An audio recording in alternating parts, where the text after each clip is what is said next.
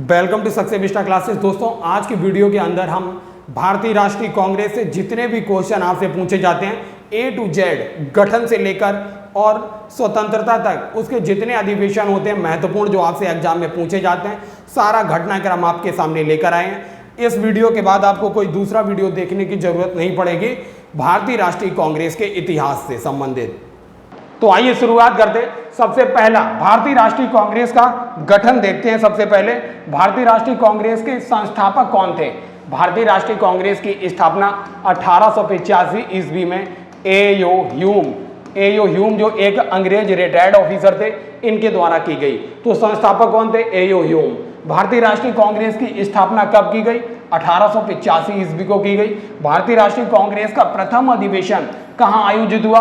बंबई के ग्वालियर टैंक में आयोजित हुआ था और कॉलेज का नाम था, संस्कृत कॉलेज था ये, तेजपाल संस्कृत कॉलेज के अंदर बंबई के ग्वालियर टैंक में ये आयोजित हुआ था पहला कांग्रेस का अधिवेशन। भारतीय राष्ट्रीय कांग्रेस के प्रथम अध्यक्ष कौन थे? तो डब्ल्यू सी बनर्जी जो थे, व्योमेश चंद्र बनर्जी भारतीय राष्ट्रीय कांग्रेस के प्रथम अध्यक्ष थे। भारतीय राष्ट्रीय कांग्रेस का प्राचीन नाम क्या था? तो भारतीय राष्ट्रीय संघ के नाम से यह जाना जाता था। भारतीय राष्ट्रीय संघ इसका नाम था। अब देखते हैं भारतीय राष्ट्रीय कांग्रेस का नामकरण का श्रेय किसे दिया जाता है? तो दादा भाई नौरोजी ने इसका नाम भारतीय राष्ट्रीय कांग्रेस रखा। अब देखते हैं अगला क्वेश्चन। दोस्तों, भारतीय राष्ट्रीय कांग्रेस के गठन के समय वायसराय कौन था? तो कांग्रेस को कई क्रांतिकारियों ने डफरिन के दिमाग की उपज भी बताया, तो इससे याद रखिए डफरिन जो था, डफरिन ये वायसराय था भारतीय राष्ट्रीय कांग्रेस के गठन के समय। भारतीय राष्ट्रीय कांग्रेस के प्रथम सम्मेलन में कितने सदस्यों ने भाग लिया था?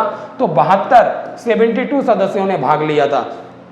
अगला क्वेश्चन है, भारतीय राष्ट्रीय कांग्रेस के प्रथम मुस्लिम अध्यक्ष कौन थे?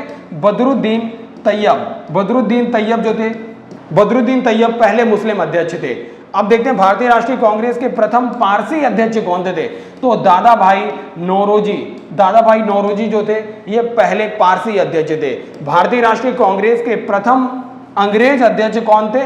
तो जॉर्ज यूल जो थे, ये प्रथम अंग्रेज अध्यक्ष थे।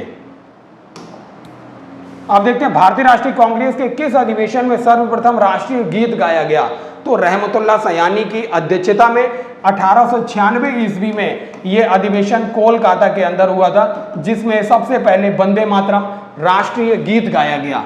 भारतीय राष्ट्रीय कांग्रेस के कौन से अधिवेशन में सर्वप्रथम राष्ट्रगान गाया गया? तो दोस्तों, यह भी 1911 को कोलकाता में ही हुआ था अधिवेशन, जिसमें सर्वप्रथम राष्ट्रगान गाया गया। भारतीय राष्ट्रीय कांग्रेस के किस अधिवेशन में नरम दल और गरम दल अलग अलग हो गए? तो 1907 का जो सूरत अधिवेशन था, रास बिहारी घोष ने इसकी अध्यक्षता की थी। इस अधिवेशन में नरम दल और गरम दल बिखर गए। भारतीय राष्ट्रीय कांग्रेस के किस अधिवेशन में अध्यक्षता महात्मा गांधी के द्वारा की गई? तो 1924 का, ये कर्नाटक में जगह है बेलगांव, कर्नाटक में एक स्थान है बेलगांव अधिवेशन, वहां पर हुआ था, जिसकी अध्यक्षता महात्मा गांधी ने की थी। और महात्मा गांधी की अध्यक्षता में हुआ यह इकलौता अधिवेशन था। भारतीय राष्ट्रीय कांग्रेस के किस अधिवेशन में सर्वप्रथम स्वराज शब्द की घोषणा की गई? तो स्वराज शब्द 1906 ईस्वी को, जिसकी अध्यक्षता दादा भाई नौरोजी ने की थी, और यह भी कोलकाता के ही अंदर हुआ था अधिवेशन, जिसमें सबसे पहले स्वराज शब्द की घोषणा हुई। अब देखते हैं भारतीय राष्ट्रीय कांग्रेस की प्रथम महिला अध्यक्ष कौन थी?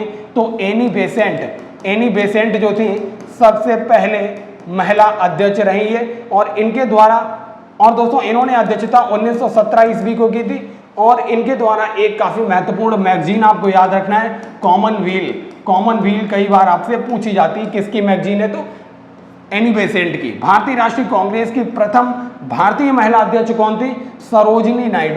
सरोजिनी नायडू जो थी, पहली भारतीय महिला अध्यक्ष थी। ब्रोकन विंग्स जो है, इनकी काफी फेमस बुक है ब्रोकन विंग्स, इनकी सरोजिनी नायडू की, आपको याद रखना है। भारतीय राष्ट्रीय कांग्रेस के नरम दल, गरम दल और मुस्लिम लीग का समझौता किस अधिवेशन में होता है? तो दोस्तों, ये 1916 का जो लखनऊ अधिवेशन हुआ था, अंबिका चरण मजूमदार, AC मजूमदार ने इसकी अध्यक्षता की थी। अब देखते हैं अगला क्वेश्चन, भारतीय राष्ट्रीय कांग्रेस के लाहौर अधिवेशन की अध्यक्षता किसने की?